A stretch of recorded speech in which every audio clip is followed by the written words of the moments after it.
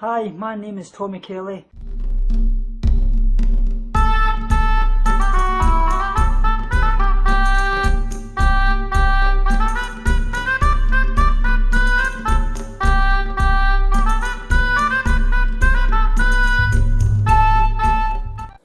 Hi tofu goddesses, tofu gods, tofus, tofu-ettes, whatever you want to be called.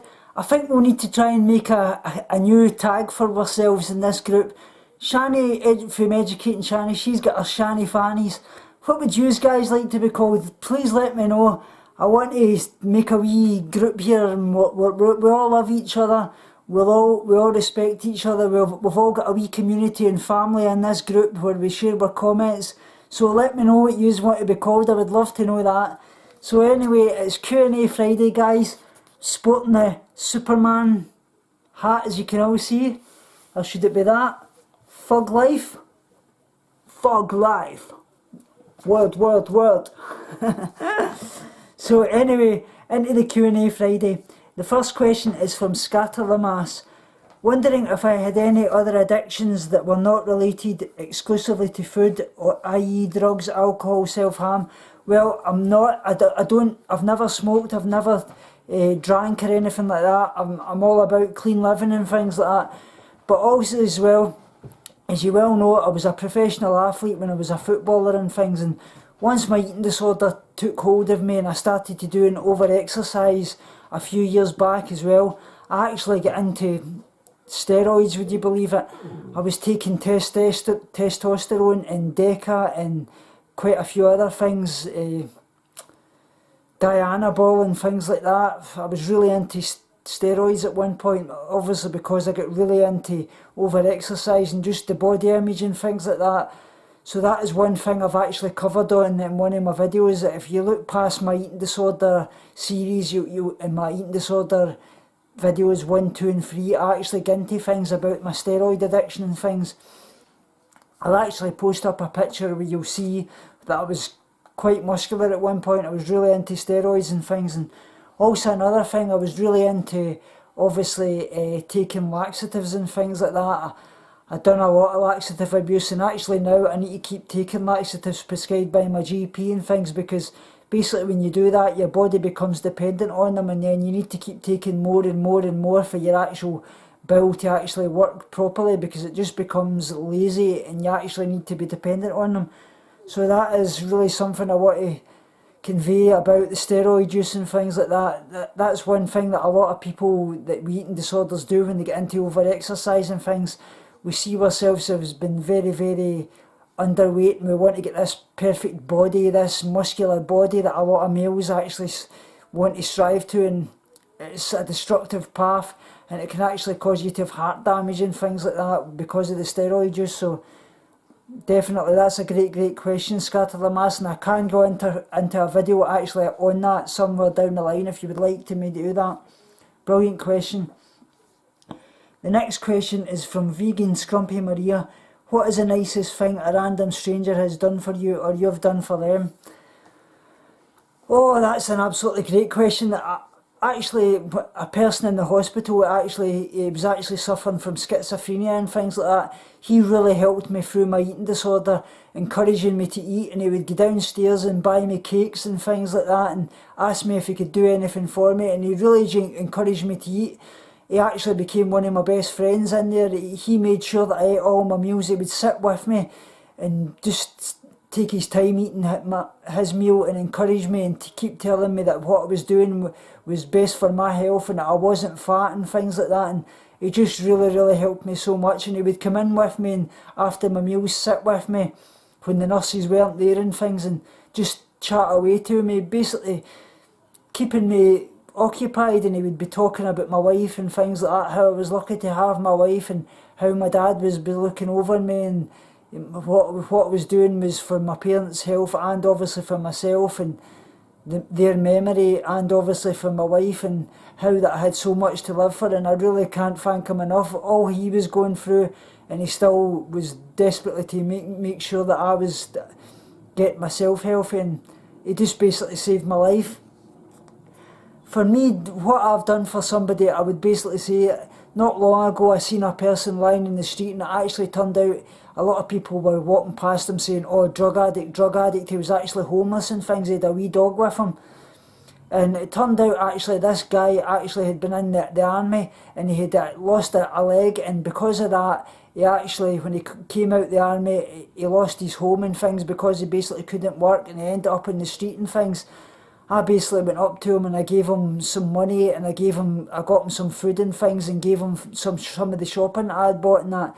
And just his story and things absolutely touched me, and to see how people would look upon somebody like that actually had been wrong done because they had basically saved you and your freedom, done everything for you, and then he ends up in the street because of that, and people were walking past him. It just absolutely made me sick, and just to be able to see that I actually done something for him, and the look in his face was unbelievable, just for a little bit of change and a bit of food, you know what I mean? It just really touched me. Absolutely great question. The next one is from Nat. Would I ever come to Toronto, Canada if I could? Yeah, I've always wanted to go to Toronto, Canada, even British Columbia, Canada. I've got a few friends out there, but I've just loved the way the scenery looks in Canada, and it's always been somewhere I've really wanted to go. I definitely would do that, and hopefully in the future, as I get myself a bit healthier and I get allowed to travel and things, I definitely would travel to Canada. So, and it would be great to see you in that. Definitely, that would be a dream come true. So thanks very much for that question. The next one is from Heather Combs. What's my opinion on forced admission to hospital for treatment if a person is needed and is unwilling to go? Because in the States, if a person is suicidal, they're admitted into a mental hospital whether they want to or not. Yeah, I definitely feel that's definitely something that's got to be done, because I feel that when you're in a mental illness, often you don't actually accept you've got an illness, and it can get to the point your health's in real danger, and you're getting to the point where it could actually cost you your life. So sometimes that choice has actually got to be taken out your hands to save your life. And I know that basically they do that over here in the UK. It's called a Section 18 and things like that, basically where they section you under the Mental Health Act to actually save your life. And though we all hate actually getting admitted to hospital and we fight against it, we do realise once we're in a healthier place and our body and mind is nourished and things like that, and obviously if you need medication and things to actually get you in a place, you realise that this has been done to actually save your life. And I really feel that that's something that a lot of people with mental illnesses and eating disorders especially, because you actually fight against them. You don't want to get admitted because you don't believe you have a problem. But it gets to the point, like I say, it could actually cause you to lose your life, because eating disorders have the highest mortality rate of any mental illness, and it's something that's got to be done, unfortunately. Absolutely great question. The next one is from Joyce Shannon. Is my wife vegan? I've actually covered this quite a few times actually, Joyce. My wife isn't vegan. She has suffered from ovarian cancer. She was vegetarian at one point, but because of the type of cancer she has, she was suffering from low iron levels. She needed blood transfusions quite a lot, so they actually told her she wasn't allowed to be vegetarian or vegan because of that reason. So she's actually had to eat things like chicken and fish and things to get her iron levels up, and basically quite a few other types of meats as well.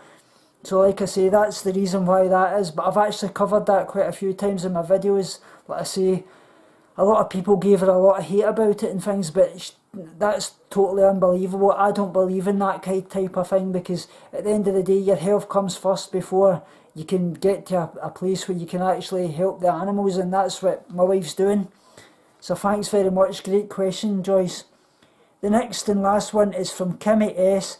Are there any foods that have surprised you to be vegan and you thought weren't but turned out to be? She says that basically the labelling in the States, she has to check closely to research and determine if they're vegan. Yeah, there's quite a few foods that have actually turned out to be vegan that I thought weren't.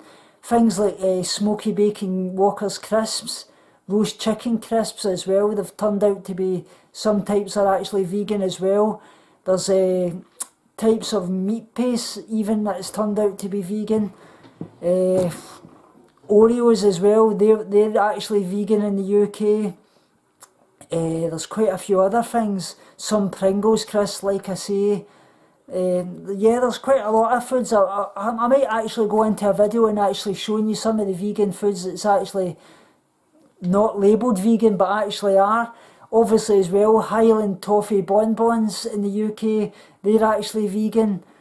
There's, like I say, there's various foods. There's like some pot noodles actually, chow mein flavoured, are actually vegan.